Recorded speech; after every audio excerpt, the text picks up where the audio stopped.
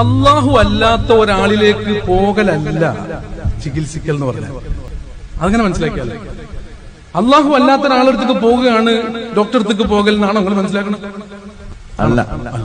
പിന്നെ അതെങ്ങനെ ഡോക്ടർ അടുത്തേക്ക് പോകൽ എങ്ങനെ അള്ളാഹിന്റെ അടുത്തേക്ക് പോകലാവും? ഡോക്ടർ വേറെ, അള്ളാഹു വേറെയാണ്. പക്ഷെ ശരിക്കും നമ്മൾ ഡോക്ടർ അടുത്തേക്ക് പോകുമ്പോ അള്ളാഹു ആണ് ചെയ്യുന്നത്. അള്ളാഹു ആണ്. ലാ ഹൗല വലാ ഖുവത ഇല്ലാ ബില്ലാഹ്. ഇത് ഉറപ്പുണ്ടെങ്കിൽ പിന്നെ ആ ഡോക്ടർ അടുത്തേക്ക് നമ്മൾ പോകുമ്പോ അള്ളാഹു തന്നെയാണ് ഈ ഡോക്ടറിലൂടെ ചികിത്സിക്കുന്നത്, മാറ്റുന്നത് എന്നുള്ള വിശ്വാസമാണല്ലോ ഉള്ളതല്ലേ. അപ്പൊ സത്യത്തിൽ നമ്മൾ പോകുമ്പോ ഫമാ ബികും മിൻ നിഅമത്തിൻ ഫമിനല്ലാഹ്, കിട്ടണത് ആരിലൂടെ എന്നുള്ളതല്ല, ശരിക്കും അത് നൽകുന്നത് അള്ളാഹുവാണ് എന്നതാണ്.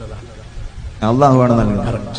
അപ്പൊ അതുകൊണ്ടാണ് അള്ളാഹു അവന്റെ അമ്പിയാക്കളിലൂടെ ഔലിയാക്കളിലൂടെ ഇങ്ങനെ സൃഷ്ടികൾക്ക് ഇടയിൽ ജീവിക്കുന്ന സൃഷ്ടികളിലൂടെയാണ് മറ്റു സൃഷ്ടികളെ സഹായത്തിന് അള്ളാഹു ആക്കുന്നത്. അത് വിശുദ്ധ ഖുർആൻ ഇന്നമാ വലിയുക്കും അല്ലാഹു വറസൂലുഹു വല്ലദീന ആമനു എന്ന് ഖുർആൻ പറയുക പോലും ചെയ്തിട്ടുമുണ്ട്. അപ്പൊ അള്ളാഹു സംവിധാനിച്ച ഒരു സംവിധാനമായതുകൊണ്ടാണ് അള്ളാഹു അല്ലാത്തടത്തേക്ക് പോവുകയാണ്, അള്ളാഹു അല്ലാത്തവരെ സമീപിക്കുകയാണെന്നുള്ള ആ ഭീതി പോകാനാണ് ഞാൻ ഈ ഡോക്ടറെ ഒരു ഉദാഹരണത്തിന് വേണ്ടി പറഞ്ഞത്.